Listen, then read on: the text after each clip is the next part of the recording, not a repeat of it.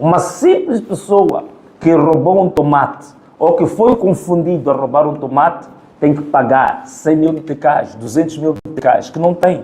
Apodrece na cadeia, fica 10 anos na cadeia, fica infinitamente preso.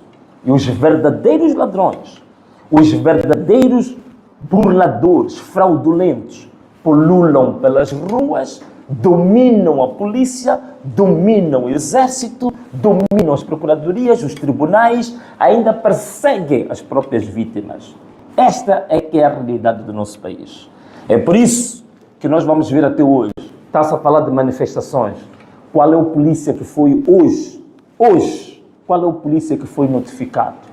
Qual é o processo que foi aberto à polícia que já matou cerca de 600 pessoas? Qual é o processo que foi aberto? Nenhum. Quantas pessoas pobres estão detidas? Mais de 5 mil pessoas. Os ricos estão livres. Os ricos mandam matar, ainda ficam impunes.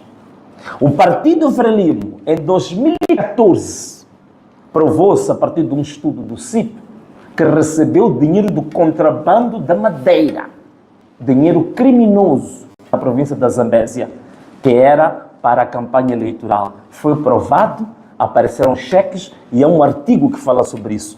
Quem foi notificado do Partido Frelimo? Ninguém.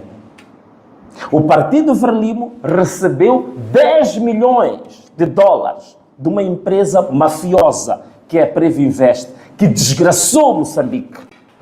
Em mais de 2 bilhões de dólares que até hoje estamos a pagar de uma empresa que burlou o Estado, burlou os moçambicanos, mas deu uma nhonga de 10 milhões de dólares ao Partido Frelimo. Quem foi notificado até hoje do Partido Frelimo? Ninguém. Então, esta é que é a justiça que nós estamos a ter hoje em Moçambique. Estamos mergulhados num estado de ditadura, meus irmãos. Estamos mergulhados num estado de ditadura. Este é o ponto prévio que eu queria aqui hoje colocar para vocês. Agora podemos ir para a nossa rubrica de VM7. Não se preocupe, hoje vamos falar do programa. Só estamos agora a falar de algumas questões que antecedem ao prato principal. Vamos agora entrar para o VM7 denúncias, ver qual é a denúncia que nós vamos trazer hoje. Já a vinheta, não olhos, nós voltamos a estar juntos. Até já. A desertificação já começou. A corrupção na exploração da matéria. Estamos a devastar o país, desertificado. Bem, nós estamos de volta. E agora estamos com a rubrica VM7 Denúncias. O que é que nós temos a denunciar hoje? O que nós queremos denunciar hoje é que Moçambique agora está num verdadeiro genocídio. Hoje estão numa escalada de matar, de assassinar, de sequestrar a um nível jamais visto. Como dizia o decano jornalista Salomão Moiana, o Estado não pode ter como vocação assassinar pessoas, independentemente do delito, da infração que a pessoa tenha cometido. A vocação do Estado é proteger e é responsabilizar, se for para ser responsabilizar, mas não é assassinar pessoas. Nós estamos a ter muitos assassinatos hoje, e vejam só, depois do presidente que foi colocado pela UIR, o presidente que foi colocado pelo Conselho Constitucional, ter falado de jorrar sangue, está-se a jorrar muito sangue desde esta declaração de Palma. Fica assim, a declaração sangrenta de Palma. Estão, de fato, hoje a jorrar sangue. Temos muitos jovens que estão a ser sequestrados, alegadamente, porque são os tais rostos. Veja só, agora reforçou, diz que conhece os rostos dos líderes das manifestações. E então agora é perseguição oficial, execução oficial. Todos os dias são vídeos, são notícias de jovens que são sequestrados nas suas casas e executados. Ainda agora vi o exemplo dos 12 irmãos, são tirados nus, fora de casa, e executados. Ainda há dias, foi antes de ontem, ouvi um relato, na zona do Albazine, 7 mahindras cheios de polícias e uma pá escavadora a entrarem numa rua escura. Certamente para quê? Hoje está provado que em Moçambique também já temos valas comuns.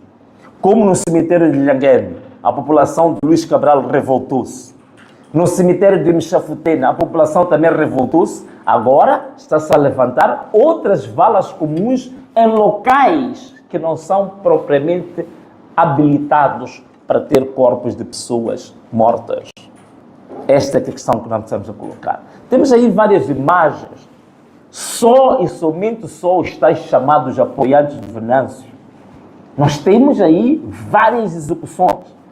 A produção aí, por exemplo, estamos aqui este jovem da província de Inhambane, que foi executado. É um exemplo. Aqui este jovem que foi executado, nós já temos apresentado isto. Está aqui esta senhora também perseguida, que vive no meio do mato. Está aqui este jovem também que está executado. É muita gente. Olha este jovem aqui que está acamado, baleado, tirado de casa, sequestrado, porque é apoiante do Venâncio. Qual é o erro, qual é o pecado de ser apoiante do Venâncio? Estes deviam ter ido ao tribunal para serem responsabilizados se cometeram algum delito. Deviam ser ouvidos por um juiz. Está aqui o Arlindo Chissalo, que era desaparecido. Foi sequestrado há mais de 3 meses este jovem. Porque ele ensinava às pessoas o que é a fraude. Como é que a fraude é montada. Temos aqui jovens executados. Está aqui este jovem que está com o ministro Ivani, que é de Massinga. Vocês ouviram falar do caso de Massinga? Os 2 jovens que foram regados de balas, estavam no carro. Está aqui, logo depois da nossa visita a Massinga, em que o Denis, até por acaso tem aqui a foto, este jovem foi executado, regado de balas. Esta justiça, é isso que nós estamos a dizer, né? Veja aqui também este jovem de Massinga, de balas, foi executado. Não é? Então, nós estamos aqui. Está aqui o carro, está aqui este vídeo muito elucidativo, ilustrativo daquilo que hoje é a nova forma de justiça. A gestão a partir do terror. A gestão a partir de palavras de ordem. Chorar sangue. Já conhecemos os rostos dos manifestantes. Está aqui.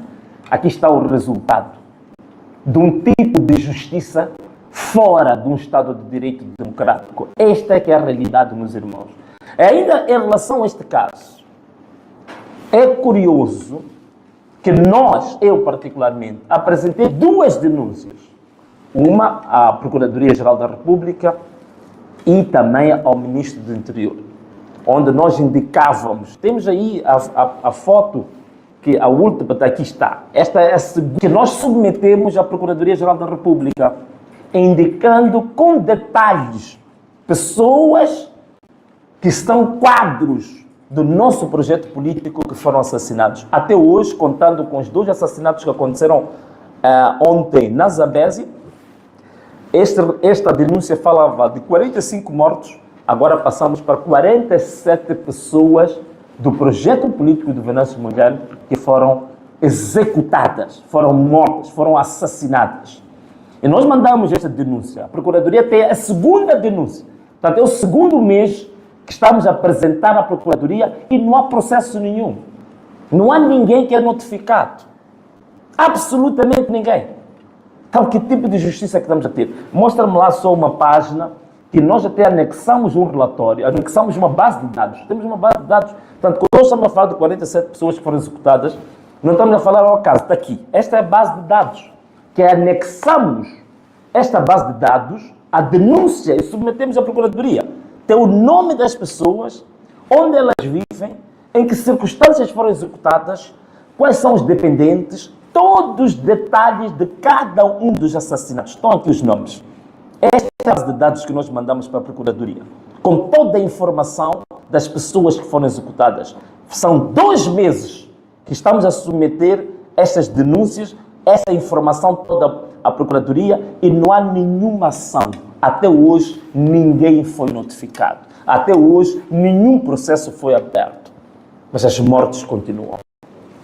As mortes continuam a ser executadas as pessoas. Temos até um relatório, para além dessa base de dados, aí está. Este é o relatório que nós anexamos, pode ir passando o relatório, Anexamos este relatório e mandamos para a Procuradoria, mandamos para o Ministro do Interior. O mesmo Ministro hoje, que está a fazer declarações que toda a gente está a achar extremamente estranho. Como é que uma pessoa daquela idade, com a experiência que tem, faz aquele tipo de declarações? A incentivar, de fato, que se pode assassinar as pessoas porque diz que a polícia está agindo dentro das normas. Assassinar pessoas, usar balas verdadeiras é estar dentro das normas para pessoas indefesas. Este ministro tem estes relatórios, tem estas denúncias. Ele recebeu isto e não está agindo. E as pessoas continuam a ser sequestradas, estão a ser mortas como galinhas. Agora, eu quero fazer uma intervenção. Eu acho, se a Procuradoria não nos defende, se a polícia assassina, se os tribunais não estão para defender o povo, então eu acho que agora chegou a hora, povo moçambicano, de nós defendermos as nossas próprias famílias. Chegou a hora de defendermos os nossos próprios filhos, defendermos os nossos próprios pais. Não vamos ser assassinados desta maneira que está a acontecer, e todo o sistema de justiça conivente com os assassinos, e nós nos deixamos assassinar. Vamos defender as nossas próprias famílias. Vamos defender os nossos próprios irmãos.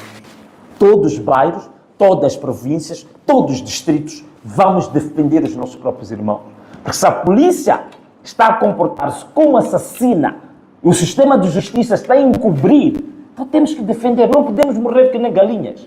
Não podemos morrer que nem galinhas. Estes dois jovens, retirados da sua casa, saem nus e foram assassinados pela própria polícia. Estão aqui denúncias que eu estou a apresentar. A Procuradoria não toma em conta nenhuma das denúncias. Não há nenhum processo, não há ninguém notificado. Dia 18 de março, nós declaramos que dia 18 de março era o dia dos verdadeiros heróis moçambicanos. No nosso ponto de vista, temos o direito de negar os heróis que são dos outros. E nós rejeitamos os heróis da Frelimo. Rejeitamos a data de 3 de fevereiro. Consideramos a nossa data, está dentro do exercício da liberdade de expressão e de agir mediante a nossa própria consciência. Eu tenho o direito de dizer que Filipe Samuel Magaia não é meu herói. O meu herói é a Zagaia. Eu não tenho que ser morto por causa disso. As pessoas saíram no dia 18. Não houve nenhum pneu na rua. Não houve nenhum bem público ou privado que foi destruído. As pessoas manifestavam-se pacificamente nas suas próprias casas, nos seus quintais, no seu muro com seus vizinhos, a conversar. O homem que foi visto na Casa Branca, na faixa central, que foi morto, aquele senhor estava na casa dele. Foi assassinado na sua casa e, ao ir, arrastou o corpo até a faixa central, para dar a impressão que a pessoa estava na rua. Neste 18 de março, ninguém foi à rua, ninguém levantou pneus, nem houve nenhum distúrbio, não houve nenhum vandalismo. Mas mesmo assim, a polícia assassinou pessoas. A polícia assassinou pessoas, matou pessoas, disparou gás lacrimogéneo, jovens que tinham posto uma carrinha com suas colunas para celebrar. A polícia atacou esses jovens, violentou esses jovens, agrediu esses jovens. Então é o que nós estamos a ter hoje. Por isso eu digo, nós, moçambicanos, que se a polícia nos mata, se os tribunais não nos defendem, se a Procuradoria recebe denúncias e nada faz, então vamos nos defender. Moçambicanos, vamos nos defender. Tenho visto pessoas a perguntar, estamos a morrer, estamos a acabar.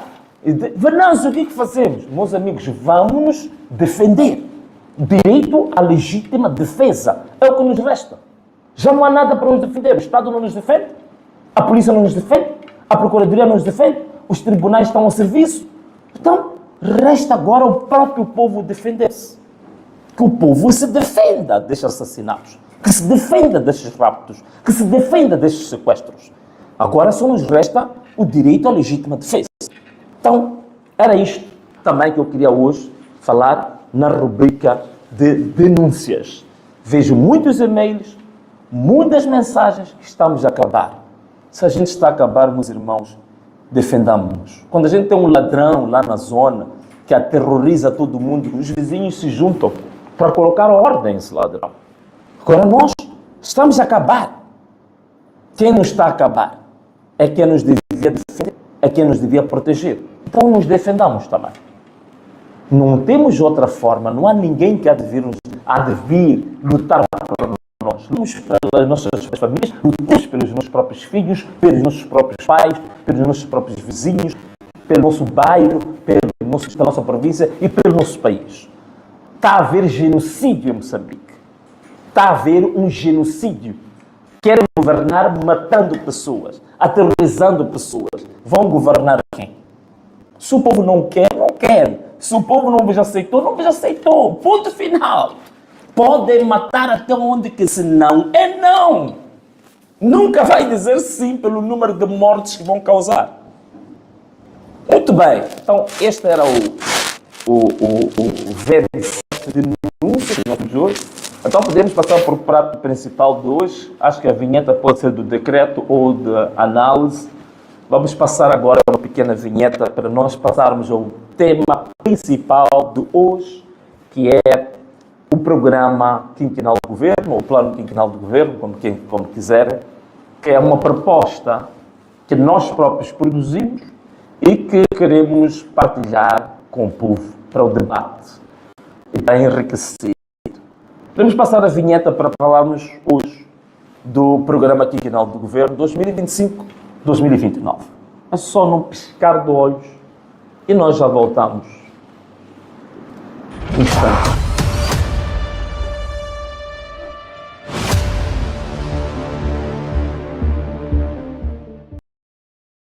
Muito bem. Bom, caros amigos, como vocês sabem, todo o processo de governação, ele envolve um programa.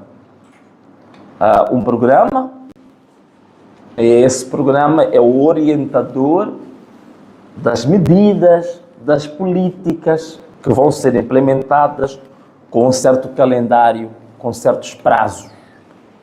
Então, isto é mais ou menos o que nós poderíamos definir como um programa quinquenal do governo. E hoje nós vamos apresentar as linhas gerais deste programa, em que vamos apresentar apenas 3 pilares, que vão ser o pilar da reforma do Estado, o pilar econômico e o pilar social, com mais ou menos 10 componentes.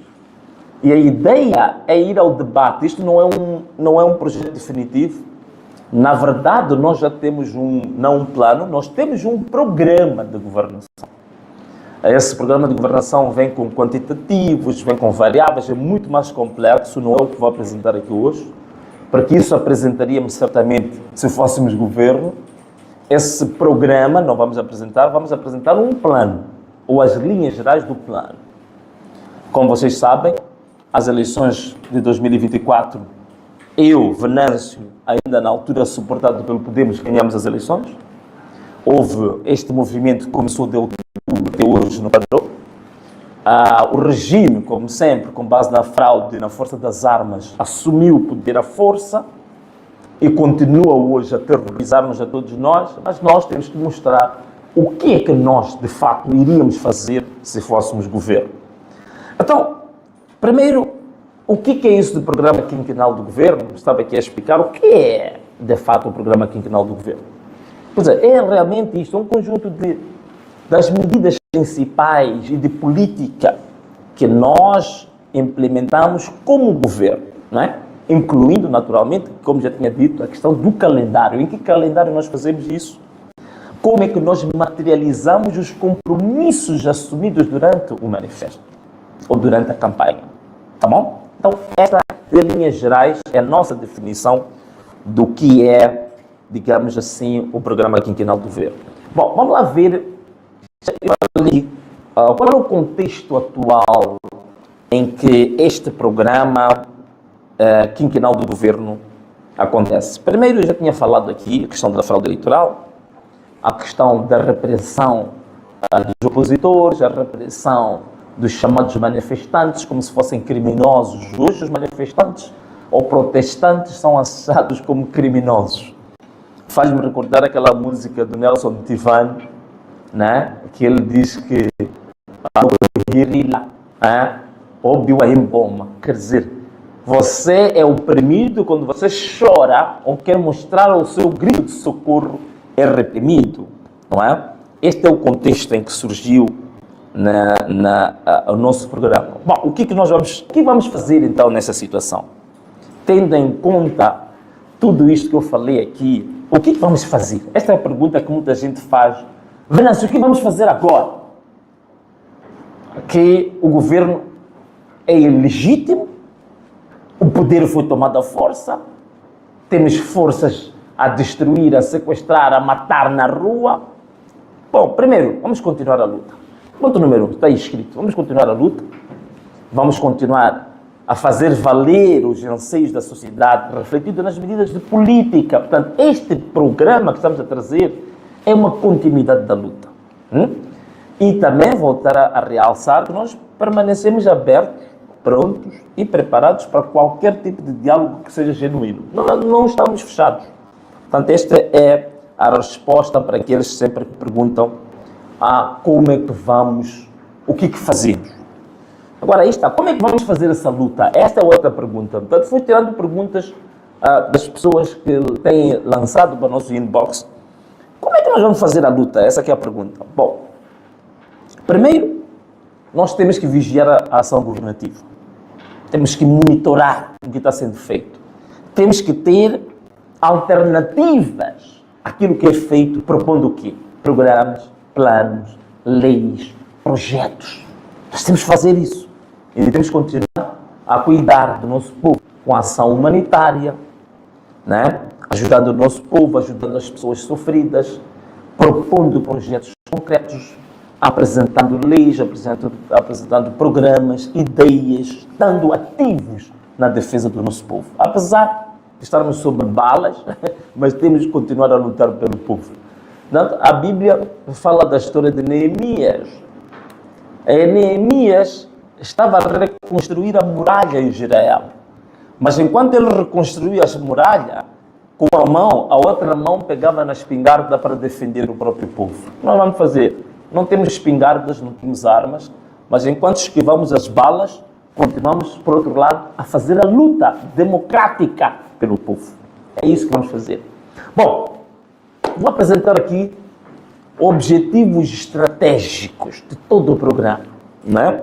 Quais são os objetivos estratégicos? Nós temos mais ou menos 5, 6 objetivos estratégicos, não é? Eu sei que o tempo que nós temos normalmente nas redes sociais é diferente quando nós estamos num seminário ou estamos no pódio da Assembleia da República. Lá temos mais tempo, podemos ficar 30 minutos a ler um documento. Nós não vamos fazer isso, portanto vou ser muito sintético, mas estes objetivos estratégicos eu vou ser mesmo obrigado a ler. O primeiro, que é a instauração de um verdadeiro Estado de Direito democrático promotor do desenvolvimento sustentável de Moçambique. Quer dizer, enquanto nós não tivermos um Estado democrático em que as leis, a Constituição estão acima dos partidos, estão acima do regulamento de instituições financeiras, de instituições políticas que dominam o governo, nós nunca vamos ter desenvolvimento nenhum. Isto é fundamental. Este objetivo é fundamental. Se nós não tivermos um Estado verdadeiramente democrático, não há plano nenhum, não há orçamento nenhum, não há projeto nenhum que vai funcionar para o país. O segundo objetivo estratégico, né? Peço aí, quem está em casa, vão ter um pouco de paciência, né? Não quero vos amassar muito com isto, mas isto é fundamental. O segundo objetivo estratégico é a harmonia e paz entre os moçambicanos. Proteger os direitos humanos, restabelecer a lei e a ordem social. Portanto, se nós não tivermos abertura para que haja paz, que haja harmonia, haja respeito pelos direitos humanos, não há nenhum programa, não há nada que possa funcionar. Terceiro objetivo estratégico que nós temos. Terceiro objetivo estratégico é a questão da justiça. Nós aqui já, num ponto prévio, já falamos da questão da justiça. A questão da equidade. Que todos nós somos iguais perante a lei, somos iguais perante o Estado. Não é? A questão da equidade é importante. A transparência na política, isto é importantíssimo. Economia e administração pública. Não tem que haver transparência. Já temos aí muitos negócios, já estamos cansados de ver vários negócios de Estado em que não são transparentes, vários negócios de Estado com sobrefaturação, com nhongas, ou com o projeto dos combustíveis, como vocês sabem, até me esqueci de falar, em 2014 tem um estudo que mostra que 80 milhões do contrabando do combustível, da máfia do combustível, foi usado pelo Partido Frelimo para fazer campanha eleitoral. O que estou a dizer está escrito, está estudado. Então, nós precisamos de transparência nos negócios do Estado, precisamos de transparência na economia, precisamos de transparência na administração pública. Isto é fundamental. O quinto objetivo estratégico, né, para que qualquer programa possa funcionar é o capital humano. Quinto, tanto capital humano, isto é fundamental, capital humano e social, né? Atenção, capital humano e social forte como elemento essencial da expressão do progresso e bem-estar dos moçambicanos. Então, se nós não desenvolvemos o capital humano, o capital social, significa que nós não temos capacidade interna de converter o nosso país, de um país hoje entre os 3, 4, 5 países mais pobres do mundo, para ser uma das maiores nações do futuro. Isso faz com o quê? Faz com pessoas, investimento nas pessoas, investimento nas comunidades, investimento na sociedade. Então, o sexto e o último objetivo estratégico é Moçambique posicionado no plano internacional e regional como um Estado de Direito democrático, solidário e promotor da dignidade e progresso dos povos africanos. Isto é fundamental. Portanto, como é que Moçambique se posiciona na arena internacional? Vocês viram o caso da Angola, por exemplo, nós estivemos em Angola, e que vocês sabem, a crise diplomática que Angola criou para o mundo, e hoje estão agora a receber os frutos disso.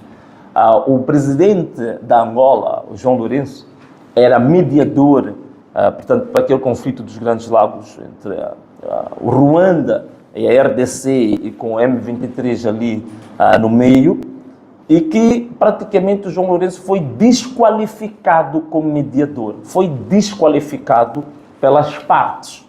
Portanto, um diálogo que devia acontecer em Luanda, não aconteceu em Luanda, foi acontecer no Médio Oriente.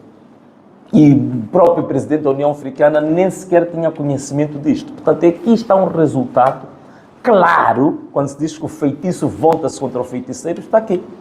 Aqui está, foi desqualificado pelo posicionamento que ele teve em relação à questão estratégica das relações internacionais. Portanto, é muito importante o nosso país saber se posicionar em relação a isto. Portanto, estes são os 6 objetivos estratégicos que eu queria aqui partilhar convosco. Agora, eu queria falar dos pilares. Eu disse que vou apresentar hoje apenas 3 pilares.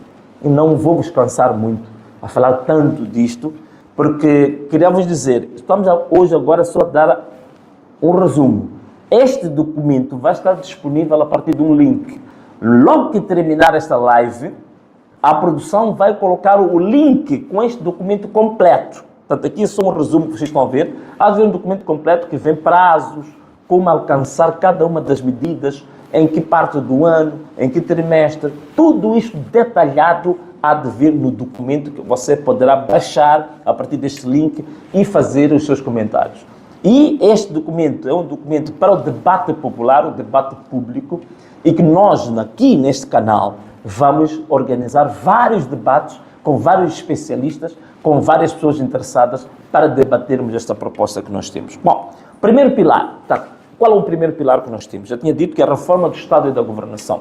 Então, se a gente não reformar o Estado, se a gente não reformar o estilo de governação, nós não vamos ter nada, mas absolutamente nada que nos leve ao desenvolvimento, ao bem-estar. E a primeira coisa que a gente tem que fazer, o que é isso de reforma do Estado? Primeiro componente, eu já disse, temos 10 componentes, agora vamos à primeira componente.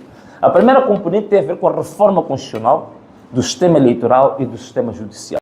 Esta é fundamental. Se a gente não reformar o Estado, sob o ponto de vista constitucional, não reformar o Estado, sob o ponto de vista eleitoral, não reformar o Estado, sob o ponto de vista da justiça, não estamos a fazer absolutamente nada. E uma das questões, se me permitir pôr o slide só para as pessoas acompanhar, uma das questões que é muito importante que nós temos que fazer é este ponto que tem a ver com o número 2, o número 2 do artigo 136 da Constituição da República tem que ser revisto, porque nós precisamos de uma lei do referendo. é urgente uma lei de referendo, porque só com uma lei de referendo podemos devolver a soberania real e genuína para o próprio povo. E esta lei de referendo, dentro do documento que vocês vão receber, o prazo para a submissão da proposta já devia ter sido feito no primeiro trimestre de 2025, mas pode ser revisto. O segundo ponto é a revisão constitucional, como já tinha dito aqui. Portanto, antes das próximas eleições autárquicas, temos que ter uma nova Constituição de Moçambique.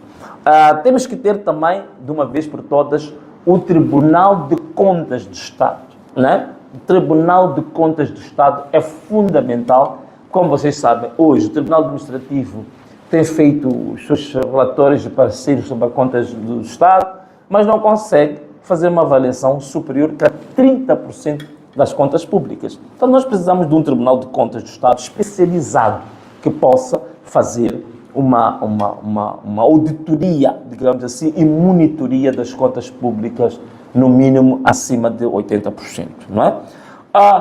Esta seria, na primeira componente, eu acho que as coisas mais importantes. Temos várias coisas, mas estas eram as importantes que nós temos que fazer, e tudo isto é possível ser feito ainda no primeiro ano. Em 2025, tudo isto pode ser feito. A segunda componente é a reforma da organização do poder e da administração local. Portanto, nós temos a forma como o nosso poder local, como a administração pública está feita, é preciso que seja reformada. Uma das primeiras coisas está aí. Nós precisamos ainda este ano uma lei da despartidarização do Estado. Remover por completo o peso do partido dentro do Estado. Isto é fundamental e temos que produzir essa lei ainda este ano.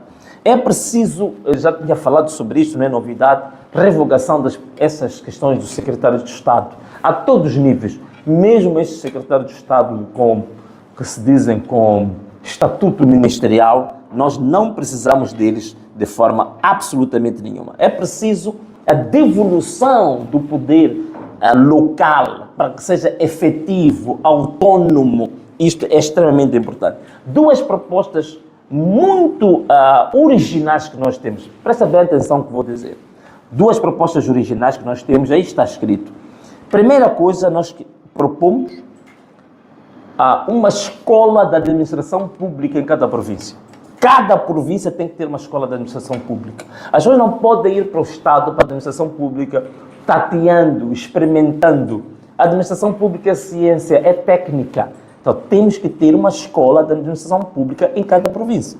Se nós formos a ver a França, por exemplo, que é um exemplo típico de alguns países, os presidentes, os políticos, os gestores públicos, eles saem como produto de escolas de administração pública. Não é formações feitas ocasionalmente. Portanto, isto é extremamente importante. Para além de uma escola de administração pública em cada província, nós estamos a precisar de uma Academia Nacional da Administração Pública. Academia Nacional da Administração Pública. Isso é extremamente importante. Portanto, precisamos também fazer a reforma da planificação econômica. Portanto, a forma como a gente planifica a nossa economia. Portanto, este é o componente 3, podemos passar ao componente 3. Nós precisamos de uma reforma da planificação econômica e do sistema fiscal. Portanto, nós já apresentamos aqui uma ideia inovadora, que toda a gente já conhece, que é a questão da descentralização orçamental, mas nós também precisamos, aí vem o primeiro ponto, uma lei de fixação de jurisdição fiscal das entidades económicas. O que é que isto quer dizer? Nós temos muitas empresas que exploram recursos em Tete, em Manica, mas têm a sede em Maputo. Nós temos que mudar isto. Precisamos de uma lei da fixação dessa jurisdição. Na nossa ótica, onde a empresa tem a sua atividade exploratória, ou da indústria extrativa ou outra, é onde a empresa tem que ter a sua sede fiscal. Essa é a nossa proposta. Bom, nós também temos aqui uma proposta que devia ser apresentada. Sabemos que o governo que foi colocado pela UIR, este governo de chorar sangue, apresentou agora, submeteu à Assembleia da República o plano quinquenal do governo, mas está atrasado, porque até agora está a funcionar com um orçamento, digamos, 2024, não pode, já devia ter um orçamento retificativo. Portanto, na nossa opinião, o plano quinquenal do governo, o orçamento geral do Estado, já devia em simultâneo estar a ser apresentados agora, ainda neste primeiro trimestre, na Assembleia da República. Este é o nosso ponto de vista. Temos também uma ideia muito inovadora sobre a reforma do planeamento e da gestão da economia. Portanto, aqui vem áreas que podem ser separadas dentro dos ministérios. Portanto, por exemplo, a projeção da planificação do desenvolvimento económico e social de longo prazo. Esse devia estar separado do Ministério das Finanças e do Ministério da Planificação, deviam separar essas áreas. Mas eu acho que aqui vou saltar um bocado, já falei aqui da produção local. Vamos passar pela componente 4. Depois vocês podem ler, só para não perder muito tempo. Redes sociais, sabemos que não se pode levar muito tempo a fazer leituras. Componente 4 tem a ver com a gestão responsável e eficiente dos recursos do Estado. Bem, o que é que isto tem a ver? Isto tem a ver com uma das questões importantes. Quem são os beneficiários, por exemplo, da indústria extrativa, dessas empresas, os beneficiários últimos? É preciso que haja divulgação, transparência de quem é que realmente beneficia dos grandes contratos, dos grandes negócios do Estado. Já tínhamos falado da questão dos vice-ministros, secretários permanentes, a questão dos institutos que não têm nenhuma relevância, que têm que ser retirados. Portanto, vamos passar agora ao componente 4. Penso que estes deviam ser... também temos, ainda nessa componente 4, temos a proposta da lei de responsabilização fiscal. Isto é muito importante. É por isso mesmo que tivemos aquele caso da Frelimo, que ele recebeu 10 milhões. Nós, se já tivéssemos uma lei de responsabilidade fiscal, isto poderia ser tratado de outra maneira. E precisamos, naturalmente, de um Conselho Fiscal independente em Moçambique. Portanto, com a Lei de Responsabilidade Fiscal e o Conselho Fiscal Independente, nós podemos melhorar bastante nesta questão da racionalização dos custos. Bom, vamos lá passar para o pilar 2. O pilar 2, eu disse são 3 pilares, daqui a pouco já terminamos, está bem? Já terminamos. O pilar 2, portanto, o pilar, aí ainda estamos, é pilar 2, né? No pilar 2, nós falamos do desenvolvimento sustentável da economia. Atenção, aqui não estou a falar de prazos. Quem quiser prazos, no documento que vai estar em anexo, já tem os prazos, tem os calendários, tem lá uma discussão mais detalhada, tá bem? Bom, desenvolvimento da economia, o que é que nós temos aqui? Componente 5, habitação, infraestruturas e serviços, conectividade física e digital, energia e água. Uma das ideias mais importantes é a questão das portagens. É preciso o governo acoplado ao nosso grande projeto que apresentamos do Moza Express. Sabemos que agora vi uma notícia, parece que o governo fala de ligar Maputo a Cabo Delgado. É produto da nossa proposta, que já tínhamos apresentado no manifesto e também apresentamos na campanha. A única diferença é que não é só ligar em termos da linha férrea, é ligar, mas temos que ter também aquilo que chamamos da conectividade digital. Portanto, dados que podem ser ramificados a partir desta ligação central para as províncias, para os distritos, para as áreas. Podemos passar agora para a componente 7. Podemos passar para a componente 7, vamos até a componente 10. Temos aqui a defesa do ambiente, adaptação às mudanças climáticas, resposta a desastres. A nossa proposta era instalar-se uma comissão de peritos sobre normas de construção com liderança da Ordem dos Engenheiros de Moçambique. Portanto, envolvimento das ordens nestas questões ambientais, isto é extremamente importante para evitarmos estarmos a fazer as coisas de uma maneira tateando. Outra questão, temos um sistema de certificação ambiental de bens e de serviços. Isto no mundo já se faz. Vamos agora para o pilar 3. Já estamos quase a terminar. No pilar 3, o que é que nós temos? Temos a estabilização, reorganização e modernização de serviços e educação. Portanto, aqui temos algumas ideias que apresentamos. Como se resolver o problema dos professores, como se resolver o problema dos profissionais de saúde, como melhorar a qualidade do ensino, que podemos detalhar depois no documento. O componente 8 tem a ver com a estabilização, reorganização e modernização do serviço de saúde, como aqui acabei de falar. A componente 9, podemos passar para o componente 9, está na página aqui? Está na página 29, ok? Componente 9, ciência e tecnologia, ensino, investigação e extensão. Portanto, a regulação do ensino superior, o ensino privado, a regulação do ensino privado, a inovação e empreendedorismo tecnológico juvenil, né? E uma estratégia nacional. Atenção, isto é importante. O que vem a seguir? O que vem a seguir? Bom, aí está. Este plano quinquenal fica já disponível. Neste momento que estou aqui a falar, o plano quinquenal, o link do plano quinquenal já deve estar aí na nossa página para que se possa ter acesso, imprimir ou ver no telefone. E a partir da próxima semana vamos começar debates sobre este plano. Eu fui muito sintético aqui, fui muito rápido, que é para não cansar as pessoas, mas quem quiser detalhes pode fazer o link, já está aí disponível, pode entrar no link da nossa proposta, daquilo que Moçambique precisa. E tudo aquilo que estiver à nossa disposição, nós vamos continuar a fazer a luta, vamos apresentar as nossas propostas, vamos continuar a apresentar os nossos projetos para que essas coisas possam funcionar. Esta é a nossa proposta daquilo que serve e servirá para o desenvolvimento de Moçambique. Apesar de nos terem arrancado o poder à força, apesar de estarmos a ser perseguidos e mortos, isso não significa que vamos deixar de pensar no nosso país. Não significa que vamos deixar de apresentar as melhores propostas para o desenvolvimento de Moçambique. Não podemos perder o foco por causa do terror em que está sendo colocado portanto, os nossos membros, a nossa população. Portanto, vamos começar para a semana com vários debates em relação a esta matéria e aí vamos convidar a todos para participar nesses debates. Eu também gostava de deixar aqui um desafio. Do mesmo jeito que eu apresentei, não mandei ninguém, nenhum coordenador, nenhum assessor vir apresentar este programa. Eu acho que seria um grande desafio o presidente que for colocado pela UIR ir apresentar o programa quinquenal na Assembleia da República. Portanto, não há nada na Constituição da República que o proíbe de fazer. Portanto, esse é o desafio também que eu lanço para ele, que ele apresente na Assembleia da República o programa quinquenal que eles submeteram e esteja disposto a responder às perguntas dos deputados, a responder às perguntas do povo.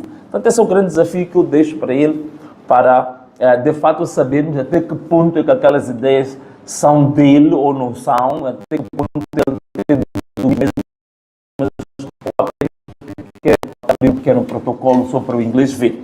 Bom, caros amigos, assim foi hoje a nossa live que pretendíamos. Fizemos rigorosamente aí 1 hora, né? Tentamos fazer as coisas não sendo muito longas, portanto apresentamos as denúncias, os pontos prévios e esta proposta do programa quinquenal do governo, que volto a dizer, o que nós temos preparado é um programa de desenvolvimento de 5 anos, um programa de desenvolvimento de médio prazo, mas, como sabem, o poder nos foi arrancado, então apresentamos um plano e queremos que vá a debate público, vá a debate popular, vamos debater o nosso país, vamos debater as melhores ideias, as melhores opções, as melhores medidas para desenvolver o nosso país. E assim, queria também agora voltar a repisar uma coisa. Este trabalho que estamos a fazer são dias, isto leva semanas a produzir, envolve muitos investigadores, envolve muito material a ser produzido, viagens, e nós queremos continuar a fazer o nosso trabalho de visitar o trabalho de base, vendo as famílias que foram, digamos, afetadas, também famílias que têm pessoas, digamos assim, que foram assassinadas, pessoas infectadas e afetadas. Queremos continuar a fazer o nosso trabalho de defesa do nosso povo acima dos nossos próprios interesses. Queremos que o governo do povo continue vivo. Por isso, queria voltar a dizer uma coisa. Meus amigos, reativamos aqui a questão do IPOVO. O IPOVO, que nós chamamos do Imposto Voluntário do Povo. Continue, para que nós continuemos a fazer esse trabalho. para que nós continuemos a defender o nosso povo, para que nós continuemos a defender os altos interesses do povo moçambicano, apesar de todas as perseguições, mas precisamos de recursos. Então, está aqui, tens aqui as contas de Imola, as contas do M-Pesa, para que você continue a depositar os 10 meticais. Os 10 meticais, que antes dizíamos que era 10 meticais por mês, mas recebemos vários e-mails a dizer que é melhor que sejam 10 meticais por semana. Portanto, deposite semanalmente 10 meticais para que este projeto continue vivo, para que este projeto de ser a voz dos que não têm voz não morra, para que o grito do povo não seja sufocado, para que haja ainda uma voz no meio de tanta matança, que ainda lute pelo povo e que grite pelo povo. Coloque, deposite os seus 10 meticais por semana. A nossa conta de M-Pesa que está aí, a nossa conta de Emola que está aí, 84 53 96 305, 86 53 96 305. Para quem quer depositar no PayPal, está aí a conta do PayPal. Temos também a conta do Wise. Para quem hoje trabalha com as chamadas criptomoedas, também nós temos opções de fazer depósitos a partir das criptomoedas. E esperamos, sinceramente, que você ajude esse projeto. Se nós queremos mudanças em Moçambique, significa que temos que pôr vivo, manter vivo as vozes, as forças que ainda resistem à opressão, que resistem à ditadura. Então nós contamos com o seu apoio fortemente para que continuemos a ser a voz daqueles que não têm voz. E assim foi a live de hoje. Com um forte abraço, me despeço de todos vocês. Um beijo e tchau!